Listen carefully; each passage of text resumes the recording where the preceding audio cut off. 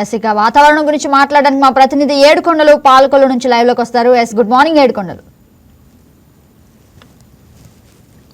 Yes ఏడుకొండలు ఇటీవల వర్షాలు మరింత ప్రభావం చూపిన ప్రాంతాల గురించి మాకు వివరించండి.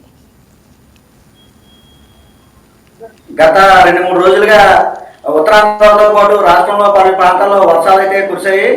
విజయనగరం, విశాఖపట్నం, పాడేరు ప్రాంతాల్లో చినుకులు పడటంతో వాతావరణంలో కొంత చల్లబడింది.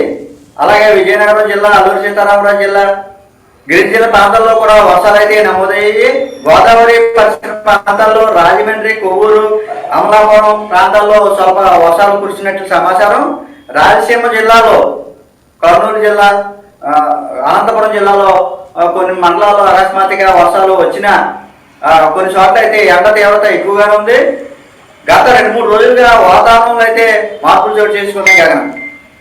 ఏడుకొండలు అంటే ప్రత్యేకంగా ఒకప్పుడు ఎండాకాలం, వానాకాలం అనే డిఫరెన్షియేషన్ ఉండేది. ఇప్పుడు కాలాలతో సంబంధం లేకుండా వర్షాలు ఎప్పటికప్పుడు పడుతూనే ఉన్నాయి. అంటే దీనికి ప్రత్యేక కారణం పొల్యూషన్ గా చూడొచ్చా?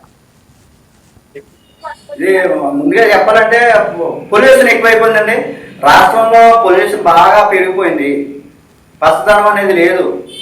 ఎక్కడికక్కడ బిల్డింగ్లు కట్టేయడం, వాళ్ళున్న ప్రాంగణం అంతా సిమెంట్ నింపేయడం, మొక్కలు అనేది పెంపకం అనేది ఎవరో చేయట్లేదు. బిల్డింగ్ కట్టుకోవడం, వాళ్ళ చుట్టూరు సిమెంట్ చేసేయటం. సీసీ రోడ్డు పక్కనే కూడా మొక్కలు ఉండి ఆ మొక్కలు లేకుండా వాళ్ళ ఇంటి సరిహద్దుకు రోడ్డు కాడుకుని సిమెంట్ తోటి పూర్తి చేయడం, మొక్కలు పెంచకపోవడం, పొల్యూషన్ బాగా పెరిగిపోయింది. Right Edukondalu, thank you for the update. ఈ వీడియో మీకు నచ్చినట్లయితే లైక్ చేయండి, షేర్ చేయండి, మా ఛానల్ కి సబ్స్క్రైబ్ చేయండి.